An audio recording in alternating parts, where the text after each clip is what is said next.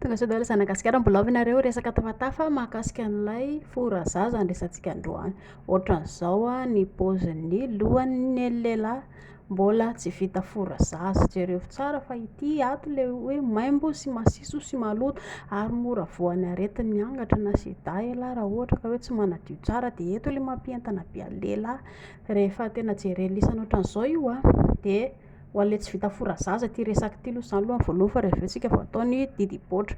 De jereo fa eto amin'ny lohany eto ohatrany hoe misy lavaka entiny ke fivoahany amany e, mivoaka eto ny amany fa ohatran'izao le eo amin'ny lohany kely eto ambony eto a. De jereo tsara fa ity le kitirina na hoe le lafina na hoe lolofina io le hoditra kely le nesorina tamin'ny forazaza io a no mampientana be an'ny lehilahy raha ohatra ka hoe mbola tsy natao forazaza. Fa ao le maloto be ny lehilahy ka midio a de tsara ho an'le sandrasera hoe izy tsy natao forazaza tompoko diovina tsara le io anatiny io, sokafy le somary hoditra kely io a, tsy hoe himasy takory ny atony lava somary sokafy kely ohatran'izao io raha tsy natao forazaza ela de jereo fa diovina kely tsara io amin'ny lohany ao fa misy loto ao anatiny ao.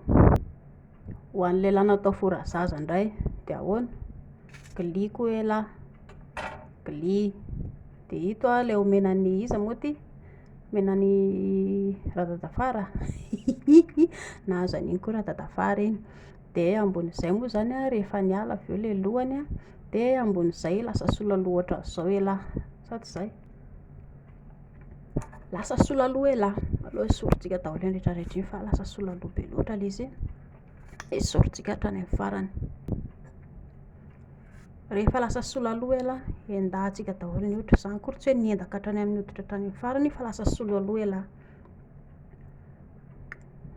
Rehefa lasa sola loha elahy tsy misy olana zany fa ity moa zany misy karazany, hitanareo le eto amin'ny lohany kely eto alalo esorintsika ty hoditra ty fa manelingelina be.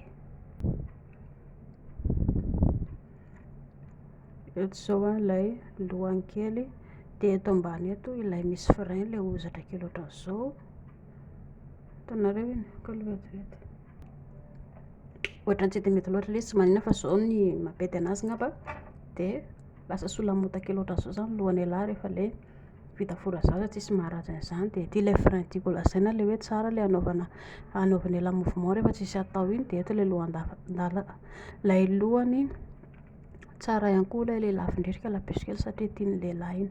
Zay a fa resaka forazaza no torohevitrintsika teo a de na vita fora na tsy vita fora tsy misy olana zany fa ny torohevitra de ny hoe mahaiza mankafiry zareo a ankafizo ny olona miaraka aminao a de miadana tsara ianao. Fa zay aloha mampiavaka an'ilay izy a, ny lehilahy tsy vita forazaza ambony kokoa ny fientanana, ny lehilahy vita didipoitra de somary latsaka kely kokoa fientanana. Zay de mahazo toa.